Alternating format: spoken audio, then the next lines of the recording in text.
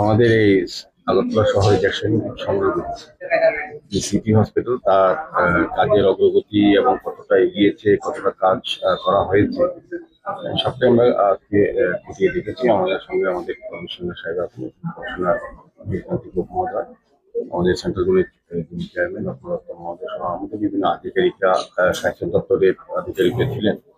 মূলত আমরা কিছুদিনের মধ্যেই মাননীয় মুখ্যমন্ত্রী প্রফেসর ডক্টর মানিক সাহের হাত ধরে আনুষ্ঠানিকভাবে এই হসপিটালটা উদ্বোধন করতে যাচ্ছে। আর সেই কারণে আজকে দেখলাম যে কাজের কতটা কতটা হয়েছে বাকি আছে, সেগুলো আমরা নির্দেশ দিয়েছি যাতে এই মাসের মধ্যেই সমস্ত কাজ সম্পন্ন করা হয়।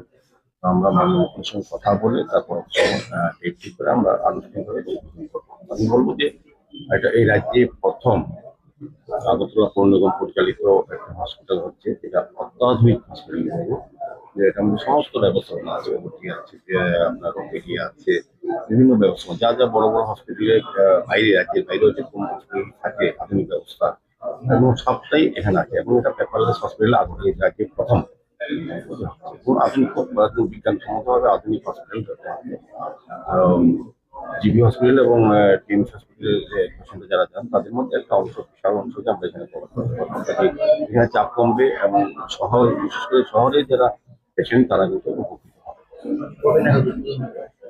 আমরা দেখছি আমরা পরবর্তী সময় প্রতিদিকে আমরা ভিজিট করবো, তারপর সমস্ত কাজের অগ্রগতি দেখে তখন মাননীয় মুখ্যমন্ত্রীর সঙ্গে কথা বলবো, উনি যে যেটা দেবেন সেভাবেই আমরা কত বেডের হবে? যে 50 বেড। না, আগরতলা মিউনিসিপাল কর্পোরেশন এটা পরিচালনা করবে, কারণ মাননীয় মুখ্যমন্ত্রী অনেকদিন আগেই বলেছিলেন, উনি বাইরে গিয়েছিলেন মুম্বাইয়ে পূর্ণরূপে এই ধরনের একটা হসপিটাল পরিচালনা করতে দেখে উৎসাহিত হয়েছেন এবং উনি আমাদের নির্দেশ দিয়েছেন যাতে আগরতলা পৌর নিগম সেটা করে। আমাদের স্বাস্থ্য দপ্তর এই ব্যাপারে সহযোগিতা করছেন।